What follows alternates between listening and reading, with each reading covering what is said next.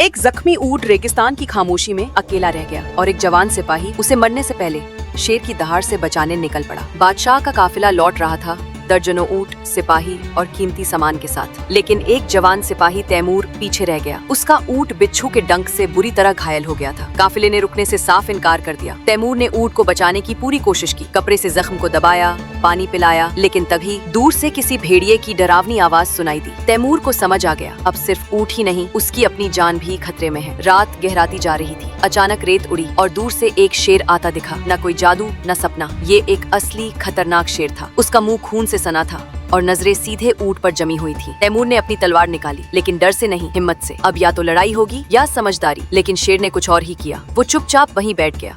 उसने ऊंट को देखा, फिर तैमूर को। न कोई गुर्राहट न हमला, बस उसने अपने पंजे से रेत पर एक लकीर खींच दी, तैमूर और ऊंट के बीच। सुबह होते होते शेर चला गया। ऊंट मर चुका था, लेकिन तैमूर जिंदा था। वो धीरे धीरे चलकर काफिले तक पहुंचा, थका हुआ, जख्मी, लेकिन सीने में एक कहानी लिए। लोगों ने पूछा, तू बच कैसे गया शेर से? तैमूर ने मुस्कुरा कर कहा, मैं शेर से नहीं लड़ा और शायद वही मेरी सबसे बड़ी जीत थी। कुछ लोगों ने मजाक उड़ाया, लेकिन कुछ दिन बाद और काफिलों ने भी उस इलाके में शेर देखने की बात की और सब ने कहा, उसने किसी को नुकसान नहीं पहुंचाया। तब लोगों को एहसास हुआ, शेर ने हमला इसलिए नहीं किया क्योंकि उसे जरूरत नहीं थी, वो हमें कुछ सिखाने आया था। कभी कभी जानवर भी बिना कुछ कहे इंसानों को जिंदगी का सबसे गहरा सबक दे जाते हैं। अगर आपको हमारी कहानी पसंद आई हो तो कृपया चैनल को सब्सक्राइब करें।